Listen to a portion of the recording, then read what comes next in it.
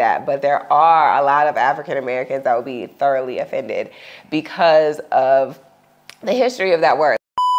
Shalom, it's No Limit Eddie back with another video. If this happens to be the first video of mine you're ever watching, my name is Eddie. I'm a 24-year-old American who travels around the world full time. On this channel, I like to share my thoughts and opinions on what I learned. Today, I'm doing another reaction video to the Freedom Chasers YouTube channel. Okay, so they dropped a video the other day called the 7 Misconceptions Africans Have About African Americans. And the Freedom Chaser channel, guys, like they've been to quite a few countries on the continent of Africa, so they have a pretty good perception on generalities that they've experienced. And so I'll give you guys my take as well, as someone who spent a fair amount of time myself on the continent. We are all rich. Now, I personally believe that this comes from just seeing on television all the things that Americans are always showing.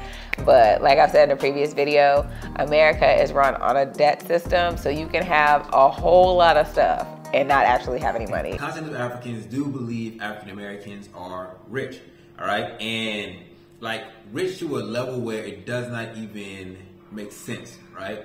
Like, yes, technically we do earn a significant amount more money on a monthly basis than they do in most African countries, because just how strong the US dollar is in these other countries. But they a lot of times forget or don't understand that you have expenses in America as well. So like, yes, you might make, let's just say $2,000 US a month, right? But you have expenses that are $1,900 a month, and so you really have $100 a month left over after all the expenses. And so they kind of don't really understand that, and then they don't think that like we actually have to work hard for our money. For some reason, they think that money comes just very easy, like it just grows on trees, right?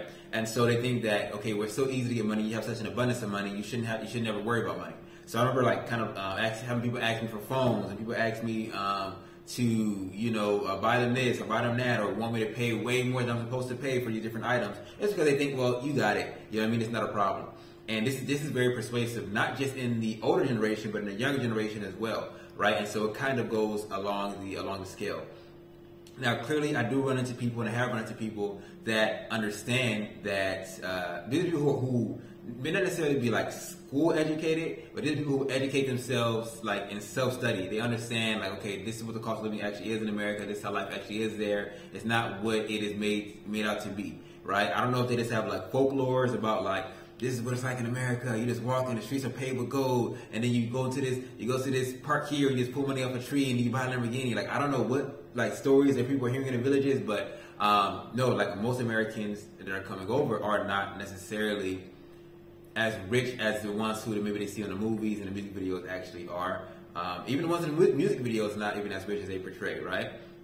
And so that is one thing that does happen. Yes, Americans do make way more money on a monthly basis, but we also spend a lot more money on a monthly basis as well. And so when you kind of balance it all out, it's no different than anyone else in any other country. So yeah, that's the first point that I will say is a true misconception. And you got to be careful with that, guys, especially men who are coming out to Africa and dating different women. You should be very careful with that.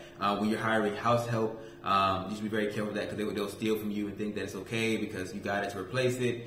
You just got to be mindful of that as an African American comes to the continent. The next topic we're going to discuss is that we're looked at as white people, or the same as white people, and that couldn't be further from the truth. For one, we didn't volunteer to go to America. It was like, hey, we want to get on a boat and just go there.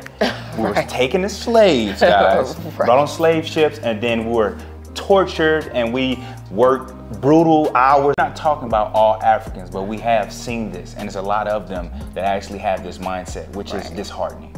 Being in South Africa, I feel like the people understand a little bit more what we had to go through, and we don't get that as much because they went through apartheid. This one is so wild as well. Like, yes, the most Africans that I speak to, they say that they don't really know exactly our history. They don't know very much about African Americans. You know, they understand something about slavery, but they don't understand the full extent or the intent of what actually happened to so-called African Americans during their time in America. They don't understand that we were used as alligator bait, like our babies were used as alligator bait. They don't understand that, you know, the men were hung in trees and castrated. They don't understand the different plantation that they were putting us on, and kind of the horrors that they did. You know what I mean? The mental traumas that they sought to instill in us as well during our time in the Americas. With that being said, there is a pretty big gap in empathy towards the African American community in most African countries. It is like they think that we just live in a very privileged life. They understand that, number one, we're still in the very bottom of society in America, but also, like, I hear a lot of people say, like, in Africa, that, oh, you guys, your ancestors were brought there as slaves, and you married Americans, and so that's how you stayed. And so it's very interesting, the belief sets that they have around African American people. But it's likewise the case, vice versa. Like, Americans have a lot of interesting perspectives on Africans that are, most of them are not true, and Africans have a lot of perspective on Americans that are also generally not true. And so, yes, it was a situation into where there were slaves and were brought over and different things like that. But apparently what they teach in school is pretty much nothing about that. They teach mostly, I guess, African history and European history. They don't really teach, I guess, what happens in America. Not from what I've heard. But I have met people, again, like in these different countries, that understand in detail what exactly happened to African Americans, and they're kind of more... those people are usually a lot more cool to talk to. So, and this is one thing that even me, right, when it came to South Africa, I had no idea that they had something similar to like Jim Crow laws and different things like that until I started to look at the country of South Africa. I started to hear about the apartheid and how they had the colors and the whites and the blacks. Like, whoa, like this is so similar to our story. And they even have still to this day like all white towns. And so like that was so close and so similar to our story, but I had no idea because they don't teach us those things in the States. And so for me, like I always thought Africa was all just kind of similar and living in huts and, colonization maybe came over, but I didn't understand that there was a place like South Africa where they had, oh, you're this race and you're that race and we're going to go our separate ways and we're going to make you guys the lower class and we're going to become the upper class. And, like I didn't know they had those type of things on the continent until kind of very, very recently, maybe a few months ago. Even a few months ago. It was in 2023. And understanding about apartheid and different things like that happened in South Africa. And so that's why I don't fault anyone for like necessarily not having knowledge about what's going on in a whole other country, in a whole other side of the world that you probably would never go to. Why would you have knowledge about that country, right? So I don't really fault people for it, and I do my best to educate people who think or who have the wrong conceptions or perceptions around African Americans. I'll kind of let them know, well, this is kind of what happened. Yes, they took us over as slaves. They did all these different things to us. Yeah, so most of us, even though we are in America, like it's not necessarily that we get the same treatment or the same as let's say Caucasian Americans. Hey, if you guys are enjoying today's video and you want to know, how the heck does this guy who's 24 years old afford to live abroad full time? Does he have a job? Is he rich? Is he living off of savings? Well, look, I've been doing this for the last 3 years straight, living and traveling abroad, and for the last 4 years, I've been an online entrepreneur full time. So one of my main businesses is creating and selling different digital products. And the cool thing is, like, that's the best business for any beginner to get started in. And right now, what I'm doing, if you click the link in the description, I'm going to be helping a few other Americans do the exact same thing themselves. I'm going to be coaching them one-on-one, helping them to build a brain business, as I call it, a business based off of thoughts that you know in your mind. So click the link in the description or visit nolimiteddy.com/opt-in. Sign up, watch your video, then book in a time to speak with me. The next misconception that some Africans have about African Americans is that we think we're better than Africans.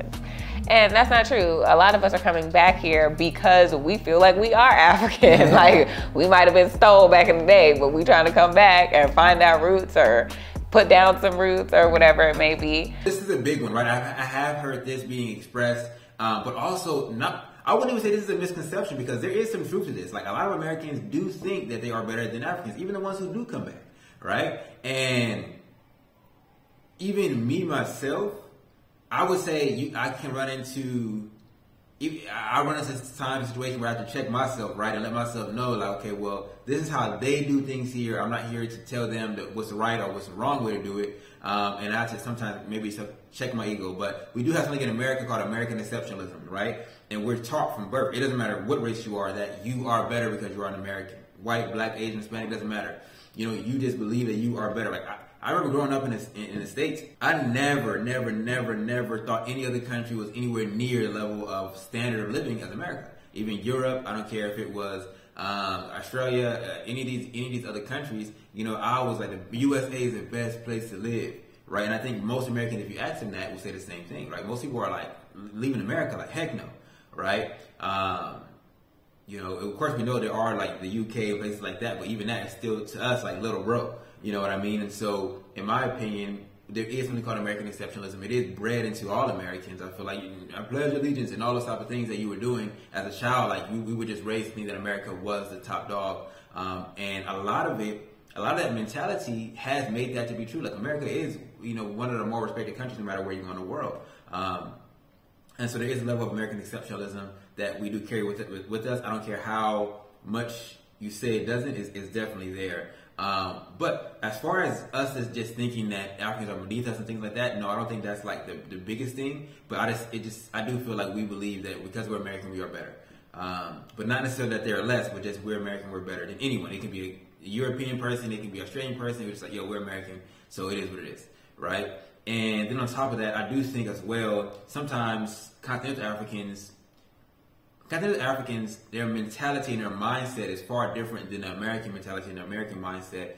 Continental Africans are so much more soft, so much more submissive, both men and women, in comparison to the American mentality. In America, we're like, I gotta get up, I gotta hustle, I gotta get it. You know what I mean? Like, we don't just accept things as they are, right? We believe we can change things. We believe that with enough ingenuity, with enough persistence, with enough resources, that we can change pretty much any and every situation. And in our personal lives, in the world, in our city, in our state, we just believe that. Versus, I would say, people on the continent, they're far more likely, it's like they're just like very docile.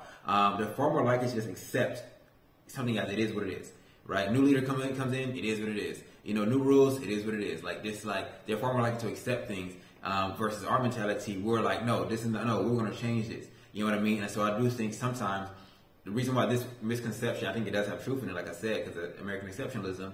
But I think also a reason why this has truth in it is just because the mentalities are so different, right? Americans are not going to accept any and everything. Now, there's a lot of misconceptions on both sides, right? Americans have misconceptions about Africans. Africans have misconceptions about Americans. But a lot of times it just takes us, right? People who are traveling abroad, and that's what we're here to do, right? Like, you know, what they say, like, no one lights a candle and then puts it under a bushel or something of that nature. Like, you know, when we travel around, like, we kind of are representatives of, you know, our communities at large. And so it's very important to kind of have a positive ethnic image whenever we go to a different country. You know what I mean? It's important to, you know, represent, you know, your community if you're African American or if you're Israelite or if you are whatever community you kind of represent. Cat, get down. Whatever community you kind of represent, you want to make sure that you represent it well, because a lot of times this may be the first time they're interacting with someone from where you're from, you know, so yes.